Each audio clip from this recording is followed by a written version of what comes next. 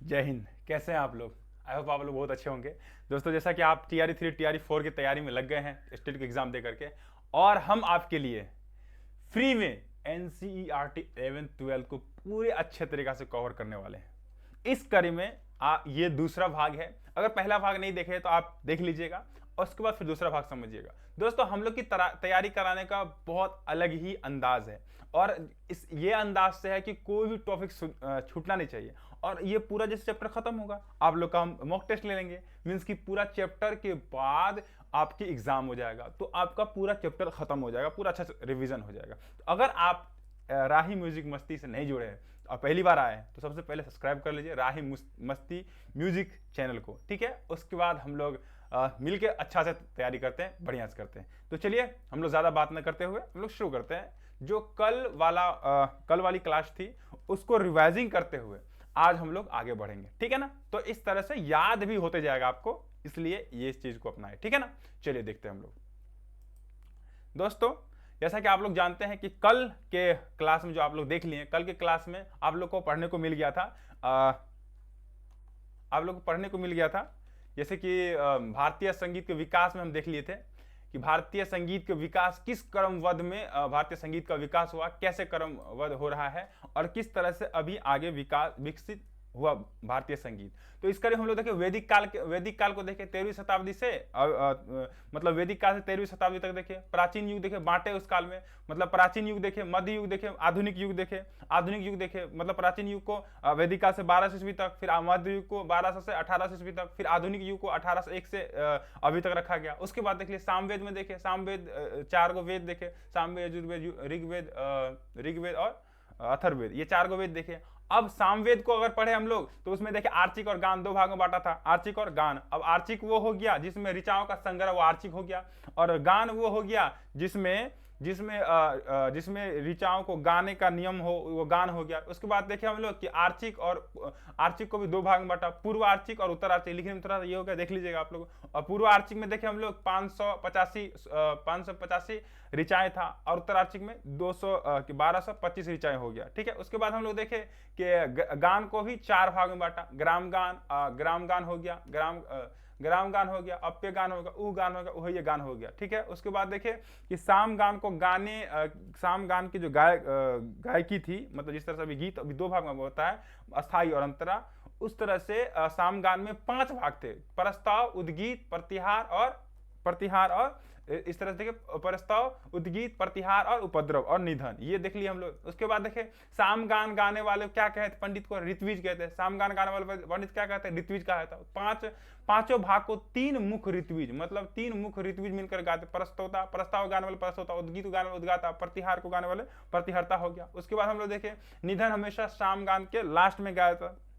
उसके बाद हम लोग देखे रामायण के बारे में देखे, रचनायक हो गया, महर्षि वाल्मीकि हो गया। श्लोक कितना होगा, 24,000 हो गया, जो काव्य खंड में है। जाति आधारित गान उस समय प्रचलित था। लोकगीत को गांधर्व संगीत कहा गया। लोकगीत को गांधर्व से सेनाओं के उत्सव बढ़ाने के लिए दुदुम्बी, भूमि, दुदुम्बी, भेरी, पटव, पनव। उसके बाद हो गया शंख हो गया, शंखवाद का प्रयोग किया था सेना को उत्साह बढ़ाने के लिए। उसके बाद सबसे पहले विपंशी वीणा का प्रयोग कहाँ मिलता था, सुंदर कांड में मिलता है विपंशी वीणा के बारे में, ठीक है। संगीतकारों की जाति होती थी, जो बंदी, सूत, मागध, वरंगना हो गया, ये 4 गो जाति हो गया। ये देखे हम लोग संगीत मार्गी और देसी हो गया। संगीत तथा तंत्रीय तथा अवनदवाद जिससे बजाया था उसको कौन कहा था, इस बात को आप ध्यान रखिएगा, कौन कहा जाता था। मतलब जिससे मार्गी और देसी संगीत को मार्गी क्या बोलते हैं, जिसे तंत्रीय और वाद्य अवनद वाद्य को बजाया जाता उसको कौन कहा जाता था, ये बात को ध्यान रखिएगा, इंपॉर्टेंट है। रचनाएं, अब महाभारत के विषय में देखें, रचनाएं कृष्णाद्वैपायन हो गया। संगीत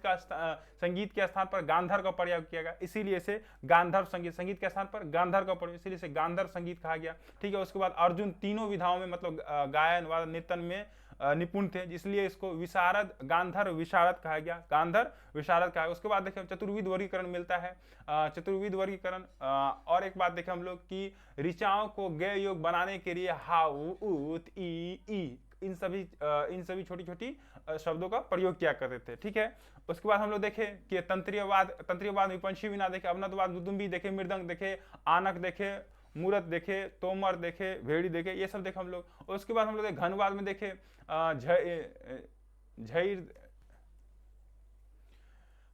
झैर देखे, झैठ, झैर, झैर हो गया। उसके बाद स्वास्तिक हो गया, करताल हो गया, ये आपको घनवाद हो गया। सुशीलवाद में देखे हम लोग वेणु, वेणु ककच हो गया, गौमुख हो गया, शंख हो गया और किलकिल हो गया, ये सब देखे हम लोग। वाद्य यंत्र में वाद्य यंत्र का, वाद्य यंत्र को तुर्य कहा जाता, क्या कहा जाता? तुर्य। वाद्य यंत्र को क्या कहा जाता? तुर्य कहा जाता। ये हम लोग पूरा रिवाइजिंग कर लिए। आज जो हम लोग देखने वाले हैं, आज हम लोग नाट्य शास्त्र देखने वाले हैं। और जो मध्य युग काल में जो प्रवेश, मध्य युग से थोड़ा पहले से, मतलब 12वीं शताब्दी 13वीं शताब्दी तक जो बुक है वो सारे को हम लोग देखने वाले हैं। आई थिंक आप लोग एक्साइटेड होंगे और आज की क्लास के लिए रेडी होंगे। चलिए हम लोग शुरू करते हैं नाट्य शास्त्र को। तो आज हम लोग का सबसे पहला टॉपिक क्या है? नाट्य शास्त्र। अच्छा, आप लोग अगर गौर किए होंगे दोस्तों, तो हमने क्या किया है कि जितना भी इस चैप्टर में टॉपिक पढ़ना है वो सबको पहले आपको लिख दिए। आपके पास ये टॉपिक चला गया कि पूरा निचोड़ देखिए, पूरा आप एनसीईआरटी का 11th और 12th अगर आपके पास होगा तो रिसर्च करके देखिएगा, इससे अधिक टॉपिक नहीं बन सकता था। जो भी इंपॉर्टेंट टॉपिक था वो आपको हम ले लिए। तो यहाँ तक हम लोग कहोगे महाभारत तक। अब नाट्यशास्त्र पढ़ेंगे, फिर विदेशी पढ़ेंगे, फिर सौमेल कलानिधि पढ़ेंगे, फिर राग तरंगिणी पढ़ेंगे, संगीत परिजात। इस तरह से हम लोग एक एक पॉइंट को बढ़िया डिलीवर करें। कितना अच्छा है ना आप लोग का? तो सब्सक्राइब कीजिए और कमेंट में बताइए कितना अच्छा आप एक्साइटेड रहते हैं, क्लास करने में अच्छा लगता है या नहीं लगता है। चलिए तो हम लोग नाट्य शास्त्र के विषय में आज देखते हैं। दोस्तों नाट्य शास्त्र एक ऐसा ग्रंथ माना जाता है क्योंकि ये पूरी तरह से संगीत पर आधारित नहीं था, लेकिन जब संगीत के विषय में बात होता है तो सुदृढ़ तरीका से सबसे पहले आपको नाट्य शास्त्र में मिलता है। तो नाट्य शास्त्र का महत्व इसलिए भी बढ़ जाता है क्योंकि उस समय मान लीजिए सामवेद में था, सामवेद में सब कुछ चलते आ रहा है, सामवेद में मिलता है, थोड़ा सा चर्चा में मिलता है। पर इसमें नाट्य शास्त्र में क्या हो जाता है भाई साहब? नाट्य शास्त्र में क्या हो जाता है कि इसके विषय में 6 अध्याय कुल थे जो संगीत के विषय में बताया गया है संगीत के विषय में। इसलिए इसका महत्व अच्छा से बढ़ जाता है क्योंकि संगीत को डेडिकेशन है 6 चैप्टर है कुल, ठीक है ना? कुल 36 चैप्टर, इसमें से 6 चैप्टर संगीत को डेडिकेटेड है। तो इसलिए चलिए हम एक एक करके बढ़िया से देखते हैं। अब देखिए रचनाएं। अब नाट्य शास्त्र की रचनाएं कब हुआ? रचनाएं के विषय में बहुत सारे विवादित बात भी है। मतलब कोई कहता है कि 5वीं शताब्दी में, कोई बोलता है कि 2री शताब्दी में, कोई बोलता है 4थी शताब्दी में। राग परिचय समय सब और सब देखिएगा तो अलग अलग डिफरेंट है। पर जो आपको एनसीईआरटी माना है वो 2री शताब्दी से लेकर के, 2री शताब्दी ईसा पूर्व से लेकर, 2री शताब्दी ईसा पूर्व से लेकर के और 4थी शताब्दी ईस्वी तक, 4थी शताब्दी ईस्वी तक माना जाता है। इस बात को आप ध्यान रखिएगा। मतलब 2री शताब्दी ईसा पूर्व से लेकर के 4थी शताब्दी ईस्वी तक माना जाता है। ये हो गया आपका। और रचना कौन किया? कौन यहां लिख देते हैं तो हो गया कौन? भरत मुनि। भरत मुनि हो गया, भरत मुनि हो गया, है कि नहीं? तो रचनाएं कौन किया? भरत मुनि हो गया, ठीक है। ये पूरी तरह से नाटक पे डेडिकेटेड था। बट 6 चैप्टर इसमें जो है संगीत को मिलता है। कौन किया ऐसा लिख देते हैं तो समझ में आ जाएगा, ठीक है। उसके बाद हम लोग देखें ऐसा कहा जाता है कि नाट्य शास्त्र की रचना भरत मुनि एक आदमी नहीं किया। ऐसा कहा जाता है कि मतलब सिर्फ भरत ही नहीं किया, भरत नाम की जाति ही निकल गई। अब बोलिए कैसे? जैसे मान लीजिए मेरा नाम राही है, अब हम एक बुक लिखना शुरू किए, मेरा पुत्र हुआ, मेरा चेला हुआ, मेरा स्टूडेंट हुआ, उन लोगों ने भी इसका संकलन किया। मतलब इसके बारे में रिसर्च किया, देखा जाना, तो इसके बारे में देखा जाना और फिर इसको लिखा, मतलब संकलन करते हुए लिखा। तो भाई मेरा राही के नाम से वंशज ही निकल गया कि हाँ भाई जो भी राही नाम का है, राही नाम का लिखा। इसीलिए कहा जाता है कि 2री शताब्दी ईसा पूर्व से लेकर के और 4थी ईस्वी तक, मतलब कि 200 वर्ष पहले और 400 वर्ष बाद, 600 वर्ष में ये बुक लिखा गया, ऐसा एनसीईआरटी मानता है, ठीक है। तो कहा जाता है कि भरत के वंशज और भरत के जो भी शिष्य थे उन लोगों ने इस नाट्य शास्त्र की संकलन किया, रचनाएं की। संकलन मतलब कि इकट्ठा कर करके, संग्रह कर करके, फिर उसके बाद इकट्ठा करके रचनाएं की भरत नाट्य शास्त्र का, ठीक है। ये बात आपको समझ में आ गया। तो ऐसा हम लोग देखते हैं कि इस बुक की रचनाएं जो है, फिर से हम लोग देख लेते हैं। रचनाएं भरत एवं उनके शिष्य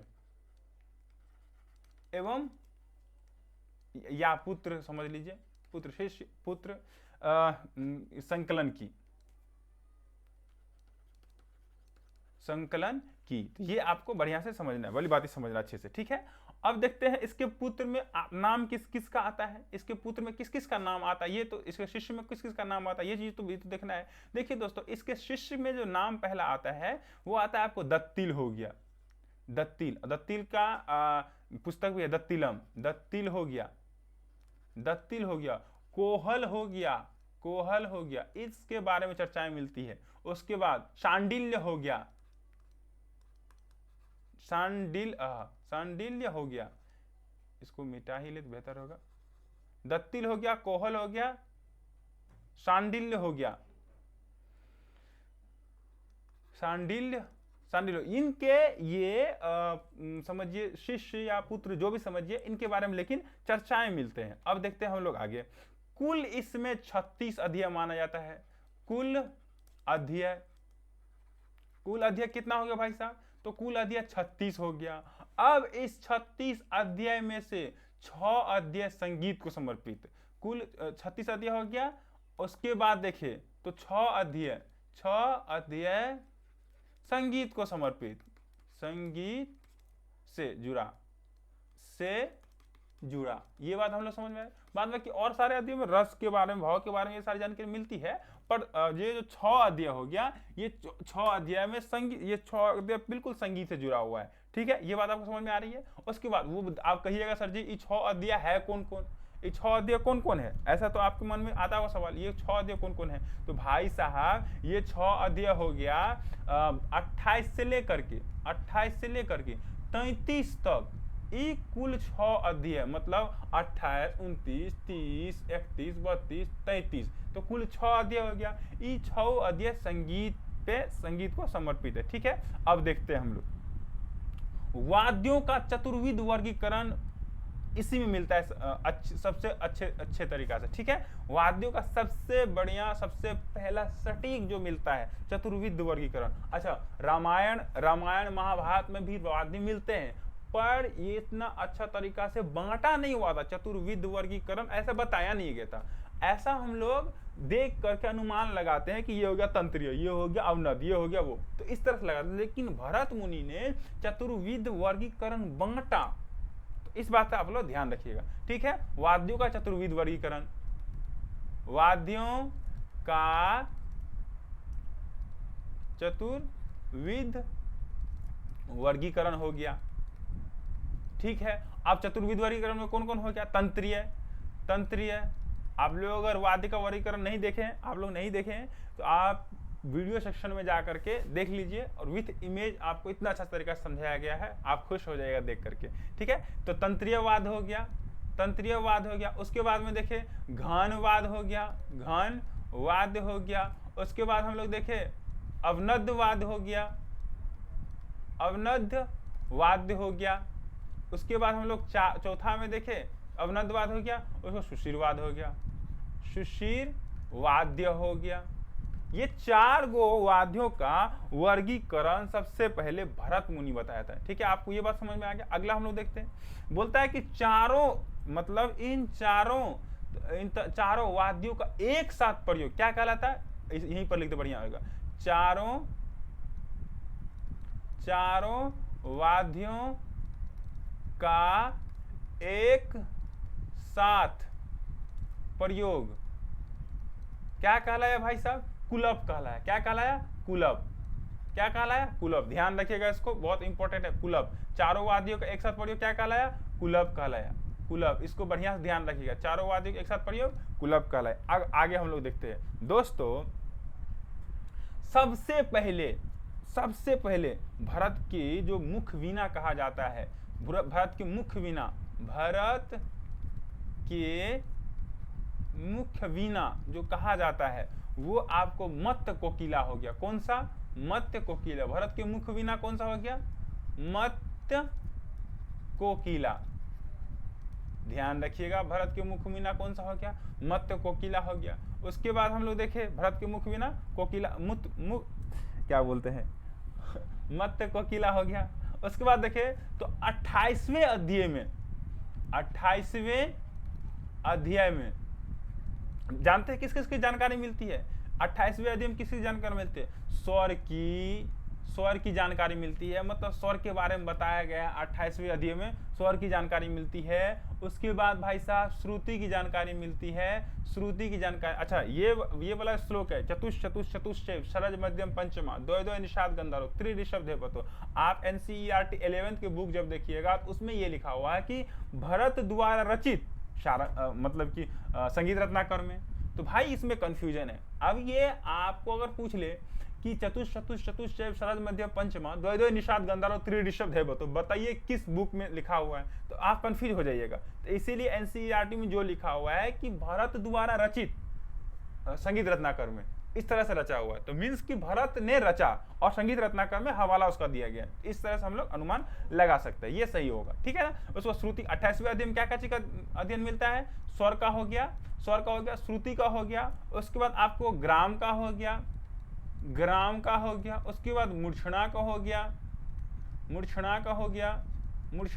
गया, ठीक है। उसके बाद जाति, पहले जाति गायन चलता था ना, तो जाति के विषय में आपको जानकारी मिल गया, जाति की जानकारी मिलता है। उसके बाद आप लोग देखिएगा तो आप लोग को वाद्यों के भेद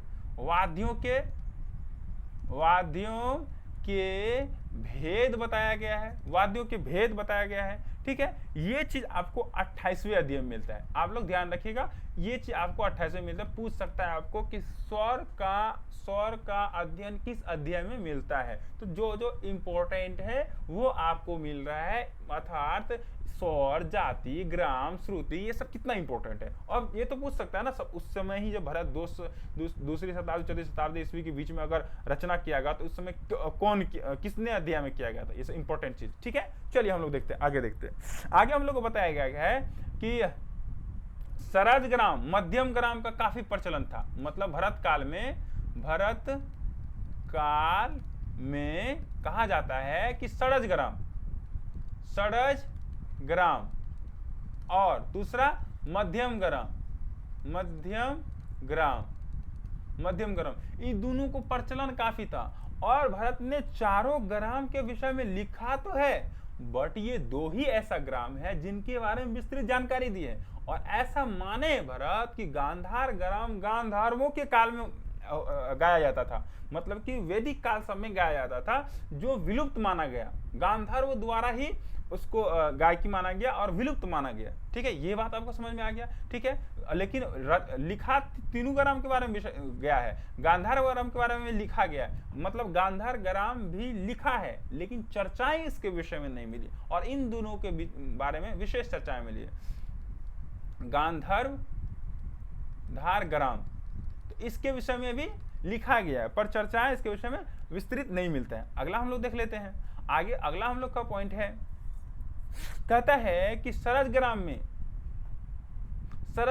जाति के विषय में बताया गया, और उस जाति को क्या कहा गया? 7 जाति के विषय में बताया गया। उस जाति को क्या कहा? सप्त जाति, सरज ग्राम के जाति, सरज ग्राम के जाति। और इस जाति को क्या कहा भाई साहब? इस जाति को कहा सप्त जाति कहा, ठीक है। ये बात आपको समझ में। अब देख लीजिए सप्त जाति में कौन कौन जाति आ गया है ना, 7 गो तो है, लेकिन कौन कौन है? तो एक नंबर में भाई साहब हो गया सारजी हो गया, नंबर 2 में हो गया आरसीवी, नंबर 2 में आरसीवी हो गया, नंबर 3 में आपका धैवती हो गया, नंबर 3 में धैवती हो गया। अब नंबर 4 में देखिए हम लोग, तो नंबर 4 में आपको शादी हो गया। तो ये क्या चाहिए पता है? सरज ग्राम की जाति के विषय में हम लोग बात कर रहे हैं। तो कुल 18 को जाति बताया गया, और 18 को जाति में से अभी आगे देखेंगे हम लोग 7 को सरज ग्राम में और 11 को मध्यम ग्राम में बताया गया। तो उसी के विषय में ये बातें कर रहे हैं, ठीक है ना। आपको समझ में आ रहा है? तो चौथा हो गया नए शादी हो गया, और 5वां कौन सा हो गया? 5वां भाई साहब हो गया षडज्योतिष्वा हो गया, षडज्योतिष्वती हो गया। उसके बाद अगला छठा अगर हम लोग देखें तो षडज केसकी हो गया, षडज शी की हो गया। उसके बाद अगर हम देखें तो षडज मध्यमा हो गया। छठा हो गया, सातवां। सातवां हम लोग का हो गया षडज मध्यमा। सरज मध्यमा होकर ये कुल भाई साहब 7 गो जाति सरज ग्राम में चर्चाएं की गई। 7 जाति सरज ग्राम में 7 जाति सरज ग्राम में चर्चाए गए। ध्यान रखिएगा, सरज ग्राम में 7 जाति के विषय में बताया गया, जिसको क्या कहा गया, सप्त जाति कहा गया। इसको क्या कहा गया, सप्त जाति को कहा गया। नंबर 1 में अगर शारजी हो गया, आरसी भी हो गया। ध्यान रखिएगा ना, तो आधा से ज्यादा आपको क्लास में याद हो जाएगा, बट आप पे डिपेंड करता है कि आप इसको किस वे में लेते हैं। देखिए दोस्तों, पढ़ाई का 2 तरीका था। हम जो पढ़ते हैं, मतलब हमें इतना दिन में समझ में आया है, लोग अभी आजकल क्या करता है, हाँ पढ़ रहे हैं ना, चलो पढ़ तो देख रहे हैं, बस पढ़ रहा है, मतलब उसको सीरियस नहीं लेते हैं। बाकी सीरियस लेने वाला के रिजल्ट होगा, इस बात को आप हमेशा ध्यान रखिए। इसीलिए जब पढ़ाई कर रहे होते हैं, वक्त आपका जाता ही है, प्लीज सीरियस से पढ़िए। मीन्स कि सारे माइंड को एकाग्र करके उसके बाद फोकस दे करके पढ़िए कि हाँ क्या बताया जा रहा है, ठीक है ना। ये बात आप लोग ध्यान रखिएगा। शारजी हो गया, आरसीबी हो गया, धैवती हो गया, नैषादी हो गया, सरजो दीचवती हो गया, उसके बाद शरद कैशकी हो गया, उसके बाद शरद मध्यमा हो गया। ये आपकी शरद ग्राम के विषय में हो गया, ठीक है। उसके बाद हम लोग देखते हैं, थोड़ा सा पेज और बड़ा कर लूं, पेज और बड़ा कर ले थोड़ा सा। लगता है नाट्य शास्त्र है, इसके विषय में तो मिलेगा ही ना। ओहो सॉरी, क्या हो गया, तो इसी को विषय मिल गया, यही हो गया। अच्छा, कोई बात नहीं, हो जाएगा। यहाँ से हम लोग मिटा ही लेंगे ना, तो ये हो गया, तो ये पेज हो ही गया, लेकिन ये पेज में थोड़ा सा गलती हो गया। चलिए कोई बात नहीं, मिटा ही लेंगे हम लोग। हाँ लेट लग जाएगा ना ऐसे में, तो इसको हम लोग यहाँ से भी कर सकते हैं। हाँ चलिए, ये तो हो गया सरज नाट्य शास्त्र विजय देसी आ जाता है, तो कोई बात नहीं, आप लोग यहीं से कर लेते हैं। हम लोग यहाँ से ही कर लेते हैं ना। आ जाना, आजा रे आजा रे। अभी नाट्य शास्त्र ही हम लोग का चल रहा है ना। और आप लोग ध्यान रखिएगा, जब हम लोग का ये पूरा चैप्टर खत्म हो जाएगा, तो एक दिन हम लोग कोशिश करेंगे लाइव आने का, पूरा रिवीजन करवा देंगे आपको। और फिर एग्जाम नजदीक आएगा, फिर महामैराथन लेकर के पूरा रिवीजन करवाएंगे। और जैसे ही चैप्टर खत्म होगा, इस चैप्टर का हम एग्जाम लेंगे। तो डिपेंड आप पे करता है कि आप इसको किस तरह से लेते हैं। नाट्यशास्त्र के विषय हम लोग देखने को मिल रहा है, नाट्यशास्त्र। अब देखिए मेरे दोस्त, देखिए हर संभव हम कोशिश कर रहे हैं आपको बेहतर से बेहतर कंटेंट पहुंचाए, बहुत मेहनत करके कंटेंट आप लोग के लिए लेकर आए। तो कहां तक हम लोग देख लिए थे, ये हम लोग देख लिए सरज मध्यमा, ये देख लिए। उसके बाद हम लोग देख लेते हैं, मध्यम ग्राम में कुल कितने बताए गए हैं। जैसा कि मध्यम ग्राम में कितने जाति बताए, 11 जाति। मध्यम ग्राम में 11 जाति, ठीक है। और इस जाति को क्या कहा गया पता है, एकादशा जाति कहा गया। क्या कहा गया, एकादशा जाति। क्या कहा गया, एकादशा जाति कहा गया। ध्यान रखिएगा, इस 11 ग्राम के जाति को क्या कहा गया, 11 ग्राम की जाति को एकादशा जाति कहा गया, ठीक है। अब हम लोग इस 11 ग्राम का नाम देख लेते हैं दोस्तों। 11 ग्राम का नाम आपका हो गया गंधारी हो गया। उसके नंबर 1 में एक यहाँ मार देते हैं। नंबर 2 में हो गया आपको मध्यमा हो गया। नंबर 3 में आपका पंचमी हो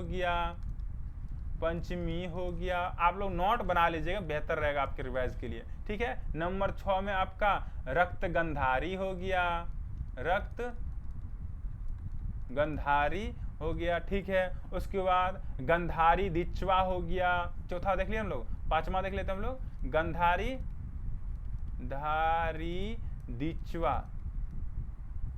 दिचवा हो गया। उसके बाद छठा हम लोग देख रहे हैं, छठा आपका हो गया गंधार पंचमी हो गया। 7वां हम लोग देखे तो भाई साहब 7वां आपको मध्य दिचवा हो गया।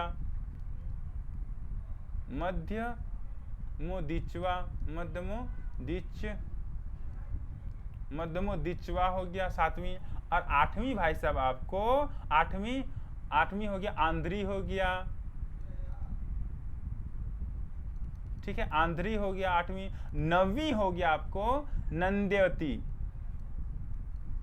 नंद्यति, नंद्यति हो गया। उसके बाद 10वीं हो गया आपको भाई साहब, 10वीं हो गया कर्मश्वी, कर्माश्वी हो गया।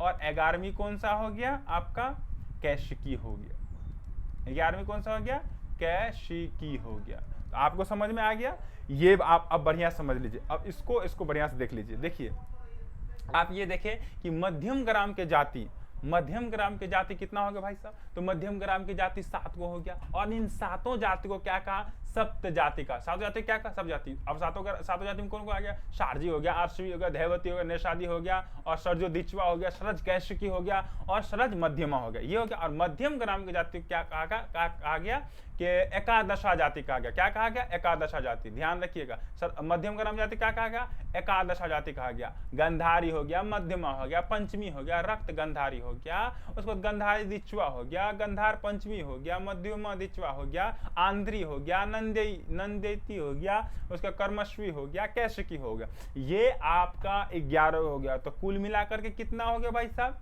कुल मिलाकर के कितना हो गया, तो कुल मिलाकर के कुल जाति कितना हो गया जी, कुल जाति कितना हो गया, तो कुल 18 गो जाति हो गया। ध्यान रखिए, मध्यम ग्राम में 7, सॉरी सरज ग्राम में 7 और मध्यम ग्राम में, सरज ग्राम में 7 और मध्यम ग्राम में 11। ध्यान रखिएगा, ये बातें आप लोग को ध्यान में रखना क्योंकि बहुत इंपॉर्टेंट क्वेश्चन आ जाता है। ठीक है ना, चलिए आगे हम लोग देखते हैं। ये बात तो समझ में आ गया आपको। अब हम लोग समझते हैं कुछ और बातें जो बहुत इंपॉर्टेंट है। ठीक है ना, ये नाट्यशास्त्र के विषय में हम लोग देख रहे हैं। चलिए अब हम लोग देखते हैं दोस्तों। देखिए नाट्यशास्त्र में जो अभिनय के प्रकार है, अभिनय के कुल 4 प्रकार बताया गया। अभिनय के 4 प्रकार, तो हम लोग देखें अभिनय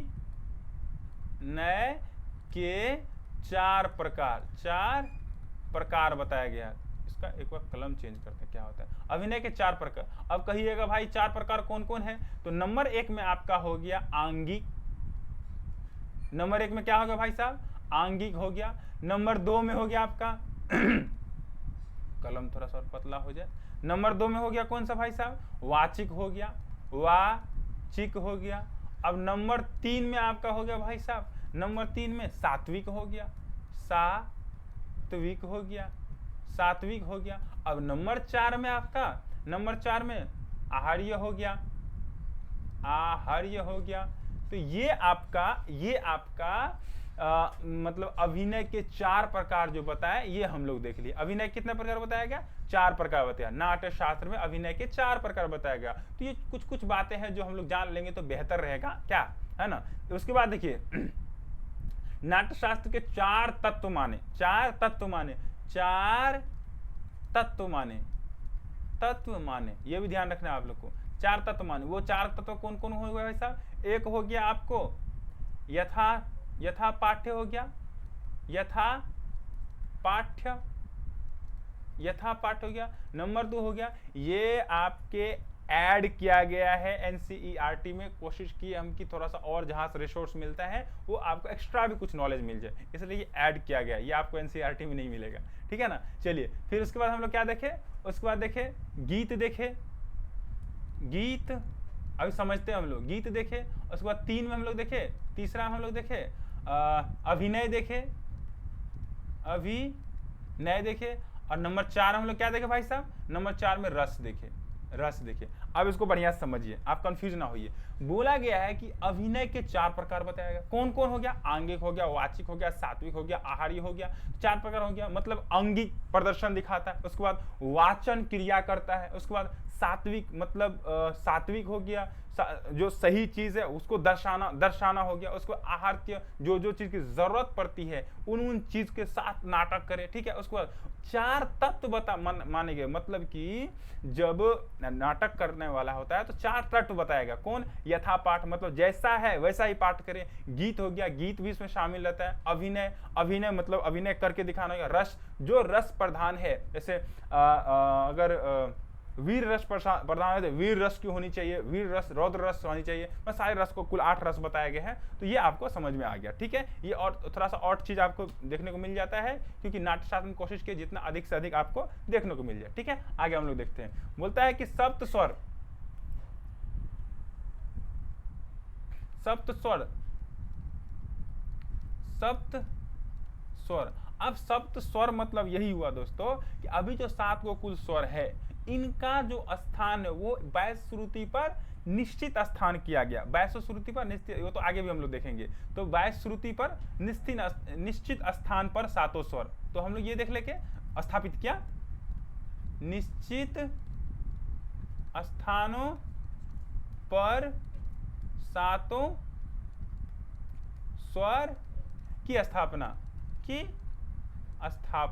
ये चीज हम लोग देख लिए, निश्चित स्थान पर 7 स्वर की स्थापना, ये चीज हम लोग देख लिए। उसके बाद दोस्तों हम लोग देख सकते हैं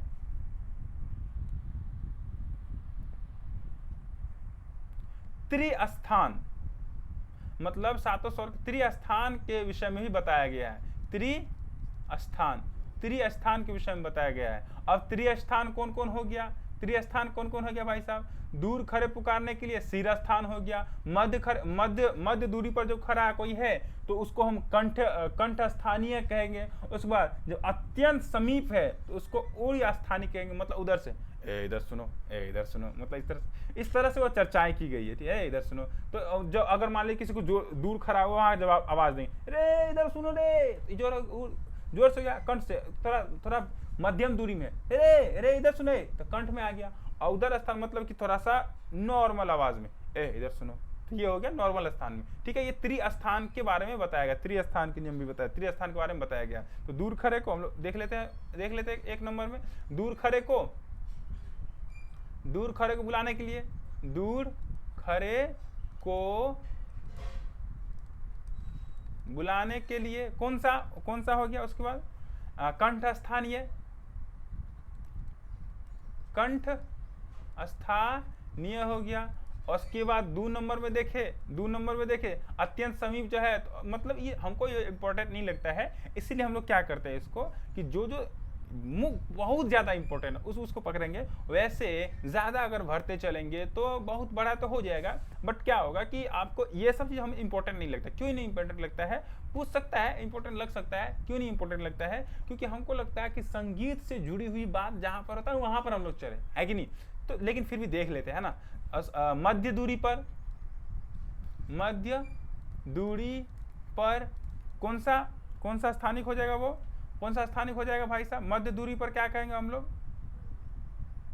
कंठ स्थानिक, नहीं, सॉरी, यहां पर गलती हो गया, ध्यान रखिएगा,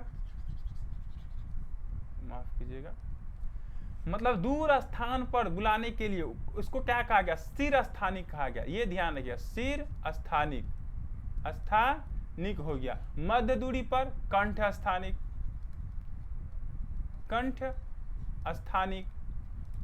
उसके बाद नजदीक में हो गया, तो नजदीक में वाला क्या कहा गया? अत्यंत निकट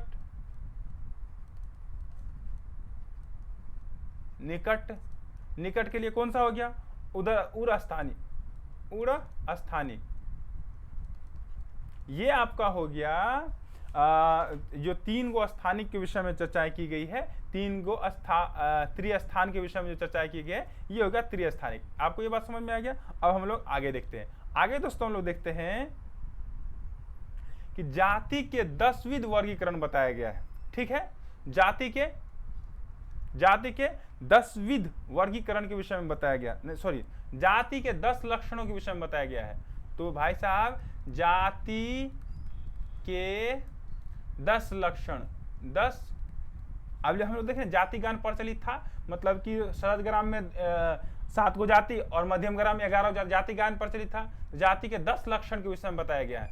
लक्षण, जाति के 10 लक्षण। अब नंबर 1 कौन सा हो गया? अल्पत्व हो गया, नहीं, ग्रह हो गया। ग्रह, जिस स्थान से गायन शुरू होता था उसको हम लोग क्या कहते थे? ग्रह कहते थे पहले। ग्रह हो गया। नंबर 2 में देखे, ग्रह हो गया उसको अंश हो गया, अंश, ग्रह, अंश। तीसरा न्यास, चौथा अपन्यास, अपन्यास। पांचवा क्या हो गया? अल्पत्व, अल्पत्व। छठा बहुत्व, बहुत्व। छठा बहुत्व। सातवां हो गया अल्पत्व, बहुत, औरवत्व, औरवत्व। आठवां सार्वत्व, सार्वत्व।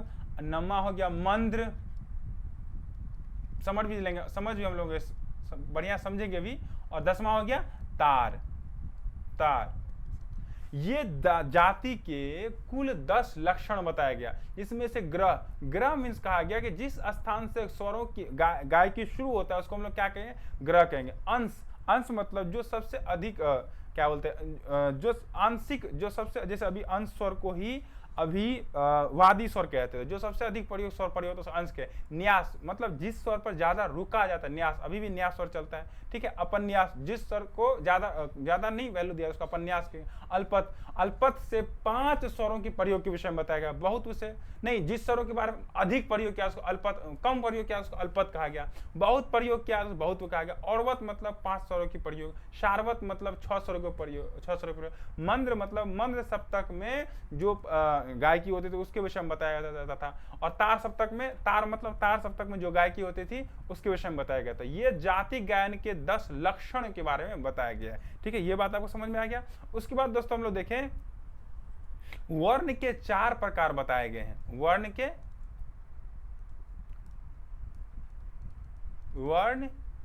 के 4 प्रकार। अब वो 4 प्रकार भाई साहब कौन कौन है जी?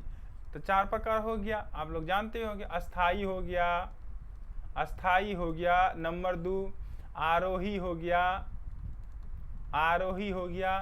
नंबर 3 अवरोही हो गया, अवरोही हो गया। और नंबर 4 संचारी हो गया। जो बढ़िया से फॉलो कीजिएगा, आप लोग को कोई बुक लेने की जरूरत नहीं है। एनसीईआरटी बेस्ड है और हम कोशिश कर रहे हैं एनसीईआरटी भी ले लूँ, और जो जो इधर और टॉपिक बच जाता है वो और सारे पूरा रिसर्च करके अच्छे तरीका से आप लोग को दे दो। इसलिए आप लोग को टेंशन लेने की जरूरत नहीं है। जो TRE 4 के लिए तैयारी कर रहे हैं, TRE 3 जो कर रहे हैं, रिवीजन आप लोग फास्ट में कर सकते हो। आपकी तैयारी हो चुकी है तो अपनी समझ के लिए, अपनी विकसित समझ विकसित के लिए, क्योंकि इस तरह से आपको एक श्रेणीबद्ध तरीका से देखने को मिल जाएगा तो आपको समझ में ज्यादा आएगा। और उसके बाद रिपीट भी हम लोग बढ़िया से करेंगे, ठीक है। चलिए हम लोग देखते हैं आगे। आगे हम लोग के विषय आप बताया गया है कि जो और मुख्य इंपॉर्टेंट बातें हैं, नाट्य शास्त्र को पंचम वेद भी कहा गया। ध्यान रखिएगा इसको। 4 गो वेद देखे ना हम लोग, 4 गो वेद देखे, ऋग्वेद, यजुर्वेद, सामवेद, अथर्ववेद। ये 4 ऋग्वेद, यजुर्वेद, सामवेद, अथर्व, 4 वेद देखे। और उसी वेदों के अगला 5वां वेद के विषय में नाट्य शास्त्र को कहा गया, ठीक है। नाट्य शास्त्र को पंचम वेद कहा गया। ध्यान रखिएगा, आप लोग नोट बढ़िया से बना सकते हैं, डिपेंड करता है वो आप पे, ठीक है। एक और इंपॉर्टेंट पॉइंट आपका, जो छठे और 19वें अध्याय में, 19वें अध्याय में जानते किसी की जानकारी मिलती है? रस और भाव के विषय में बताया गया है। रस कोमा भाव के विषय में के वर्णन। ये बात आप लोग देख लिए। चलिए अगला हम लोग पॉइंट देखते हैं। श्रुति को मतलब 7 स्वरों को स्थापित करने के लिए चतुर्दंडी प्रकाशिका का चतुर्दंडी प्रकाशिका विधि का प्रयोग करते हुए 7 स्वरों को स्थापित किया इन्होंने, ठीक है। सबसे पहले, ठीक है, तो सबसे पहले क्या किया? तो 22 श्रुति के विषय में बताया गया। 22 श्रुति माने, और उसके बाद इन 22 श्रुति पे 7 स्वर को स्थापित करने के लिए 2 वीणाओं का प्रयोग किया। कौन वीणा था? 2 वीणा। 22 स्वर के 22 श्रुति, तो मतलब 22 श्रुति पे स्वर की स्थापना के लिए 2 वीणाओं का प्रयोग। ठीक है, अब देखते हैं हम लोग इन 22 श्रुति में जो 2 वीणा का प्रयोग करके 7 को स्वर स्थापित किया, वो कौन कौन थे। ठीक है तो 22 श्रुति हो गया। अब इसको हम लोग देखते हैं कि 2 वीणा का प्रयोग किया, क्या बोलते हैं, शारना चतुष्टयी पद्धति से। तो एक वीणा हो गया मेरे दोस्त, कौन सा हो गया पता है आपको, ध्रुव वीणा हो गया। एक वीणा ध्रुव वीणा हो गया, ध्रुव वीणा हो गया, और एक वीणा हो गया चल वीणा। दूसरा वीणा कैसा हो गया, चल वीणा। दूसरा वीणा बढ़िया समझते हैं हम लोग। दूसरा वीणा क्या, ये बहुत इंपॉर्टेंट टॉपिक है, ध्यान रखिएगा इसको। चल वीणा, चल वीणा, चतुर शारना पद्धति हम लोग यहीं पर देख लेंगे आज। ठीक है, देखिए क्या किया भरत ने, बोला कि 22 श्रुति में से 7 स्वर को स्थापित करना था उनको। मतलब ये प्रूव करना था कि 7 स्वर कहाँ कहाँ स्थित है और नियंत्रित है। इन्होंने 2 वीणा का प्रयोग किया। एक वीणा को क्या किया कि 22 गो तार लगाया और 22 श्रुति पर जो का तो स्थापित कर दिया, उसको एकदम बोलते ना लॉक लगा दिया, लॉक लगा करके वही स्थापित किया, जिसको ध्रुव वीणा कहा गया। तो 2 वीणा का प्रयोग ये भी देख लिया हम लोग। 2 वीणा का प्रयोग, एक ध्रुव वीणा और एक चल वीणा, एक ध्रुव वीणा एक चल वीणा। ये बात देखिए, तो ये जो का तो रखा। इन चल वीणा का क्या किया, इन चल वीणा का प्रयोग करके स्थापित किया। अब इसको शारना चतुष्टयी को समझना चाहते हैं, चलिए एक बार समझ लेते हैं इसको, है ना। नहीं तो ये टॉपिक ही है, अलग से टॉपिक वीडियो बना करके दे देंगे। ठीक है, तो ये बेहतर रहेगा, ये अलग टॉपिक अगर बढ़िया से वीडियो बना करके दे देंगे तो ये बढ़िया समझ में आएगा। अच्छा, अगर चाहते हैं इस पर भी कमेंट कीजिएगा, इस पर शारना चतुष्टयी पे आपको हम वीडियो बना देंगे। तो ये अभी फिलहाल ये देख लीजिए आप लोग को, ध्रुव वीणा हो गया और चल वीणा हो गया। ठीक है, ध्रुव वीणा हो गया, चल वीणा का प्रयोग किया गया। ठीक है, ये बात आपको समझ में आ गई। अब कुछ बातें और है जिसको हम लोग देख लेते हैं। अब दोस्तों 4 वर्णों में 4 गो वर्ण भी देखे ना हम लोग, 4 गो वर्ण देखे ना, कौन कौन वर्ण देखे, अस्थाई, अंतरा, संचारी और अवरोही। अस्थाई, अंतरा नहीं, अस्थाई, आरोही, अवरोही और संचारी, ये 4 गो। तो ध्रुव अति को बोल दिया हम। चलिए, ये 4 गो जो हम लोग देखे वर्ण, इन चारों वर्णों में, इन चारों वर्णों में कुल पता है आपको 33 गो उपयोगी अलंकार विषय में बताया गया है। 33 उपयोगी अलंकार के विषय में अलंकार माने। चलिए हटाइए, इतना समझिएगा, अलंकार माने। ठीक है, कुल 33 को अलंकार माने, कुल 33 को अलंकार, ध्यान रखिएगा। भरत चारों वर्णों में कुल 33 अलंकार माने। अगर वैसे अगर देखिएगा तो इसका ज्यादा हो जाता है।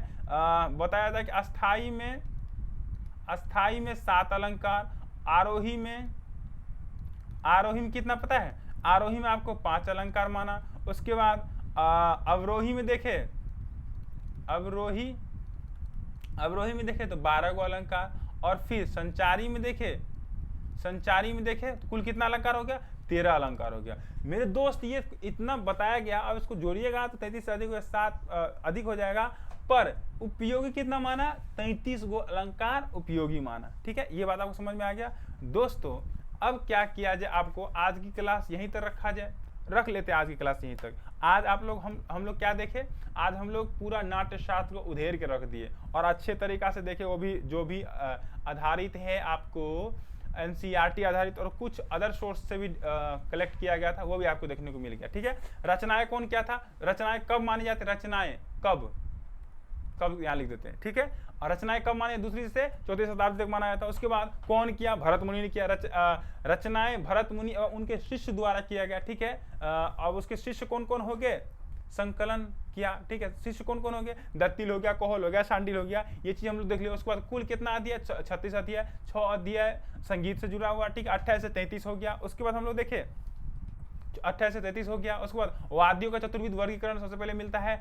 तंत्रीय हो गया, घन हो गया, अवनद हो गया, सुशीर हो गया, ये चारों हो गया। और चारों वाद्यों का एक साथ अगर प्रयोग किया जाए उसको क्या कहा, पुलप कहा गया। चारों वाद्यों एक साथ प्रयोग, पुलप कहा गया। भरत के मुख्य वीणा कौन सा हो गया, तो मुख्य वीणा कौन सा हो गया मेरे भाई साहब, मुख्य वीणा हो गया तो मत कोकिला हो गया भरत के मुख वीणा। 28वें अध्याय में क्या क्या मिलता है, स्वर, श्रुति, ग्राम, उष्णा, जाति के विषय में जानकारी मिलता है। भरत काल में सरस ग्राम, मध्यम ग्राम के विषय में, मध्यम ग्राम विषय ज्यादा प्रचलित था। गंधार ग्राम विलुप्त माना गया, लेकिन लिखा इसके विषय में गया है। उसके बाद सरस ग्राम के जाति, सप्त जाति कहा गया। सरस ग्राम जाति क्या क्या है, सब जाति हो गया, सारजी, आश्वी, दैवती, नैषादी, सरजो दिशवा हो गया, सरज कैशकी हो गया, सरज मध्यम हो गया, ये आपका हो गया जाति हो गया। उसके बाद हम लोग देखिए मध्यम ग्राम का कुल जाति क्या, एकादशा जाति कहा गया, जो गंधारी हो गया, मध्यमा हो गया, पंचमी हो गया, रक्त गंधारी हो गया। उसके बाद गंधारी दिचुआ हो गया, गंधार पंचमी हो गया, फिर मध्यमो दिचुआ हो गया, आंध्री हो गया, नंदेती हो गया, कर्मश्वी हो गया, कैशकी हो गया। कुल जाति कितना माना, 18 जाति माना, कुल 18 जाति माना, ठीक है। अभिनय के 4 प्रकार माने, आंगिक, वाचिक और सात्विक और आहार्य चार भाग माना, ठीक है। उसके बाद 4 तत्व माने, कौन, कथा पाठ्य हो गया, गीत हो गया, अभिनय हो गया, रस हो गया, सप्त स्वर हो गया, निश्चित स्वरों पर 7 स्वरों को स्थापित किया, ठीक है, सप्त स्वर हो गया, ठीक है। दूर बुलाने वाले को जो तीन गो त्रिस्थान के नियम बताया, जो दूर पे खड़ा है उसको बुला के सिर स्थानिक हो जाता है, मध्य को कंठ स्थानिक, अत्यंत नजदीक को, निकट को, उसके बाद उड़ स्थानिक हो गया, ठीक है। ये देख लिया हम लोग। जाति के 10 लक्षण बताया गया, जिस लक्षण में ग्रह, अंश, न्यास, अपन्यास, अल्पत, बहुत और बहुत सारवत, ये देख लिया हम लोग। वर्ण के 4 प्रकार बताया, स्थायी, आरोही, अवरोही और संचारी। नाट्य शास्त्र को पंचम वेद भी कहा जाता है, ठीक है।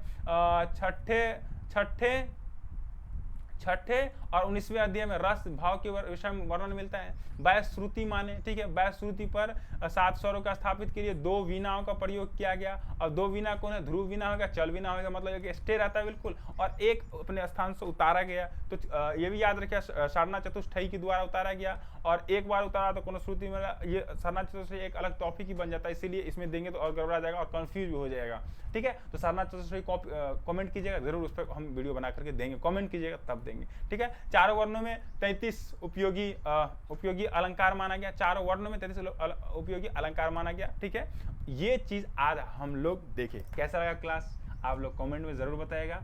दिल खुश हुआ, अच्छा लगा तो जरूर कमेंट में बताइएगा, जो आपके मन में है। नहीं लगा अच्छा, क्या सुधारना चाहिए ये भी हमको बताइएगा, ताकि हम बेहतर से बेहतर आपको दे पाए, ठीक है। मेरा शौक ही है आपको हम दे पाए। आई होप आपको बहुत अच्छा लगा होगा और मजे से आप क्लास किए होंगे, और आप जुड़िए भी, कोशिश कीजिए जोड़ने का, फैमिली बड़ा कीजिए तो और मजा आएगा, ठीक है। तो मिलते हैं नेक्स्ट टॉपिक के साथ अगले, क्योंकि अगला टॉपिक हम लोग का क्या है देख लीजिए। अगला टॉपिक हम लोग का बृहदेशी हो गया, स्वरमेल कलानिधि हो गया, तो ये सारा होगी। क्लास लंबा हो जाने के बाद फिर प्रॉब्लम आ जाएगा, और नाट्यशास्त्र वैसे अपने आप में ही बहुत बड़ा है, तो बृहदेशी ये सारा बुक को हम लोग एक एक करके हम लोग देखेंगे, ठीक है। तो टॉपिक बाय डे करके हम टॉपिक बाय टॉपिक देखेंगे, ठीक है। मिलते हैं अगले टॉपिक के साथ, तब तक के लिए जय हिंद, खुश रहिए, पढ़िए और एग्जाम क्लियर कीजिए।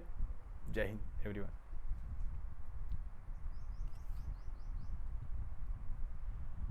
खुश रहिए, मस्ती में रहिए और एग्जाम क्लियर कीजिए। मिलते हैं हम लोग अगले टॉपिक के साथ। जय हिंद।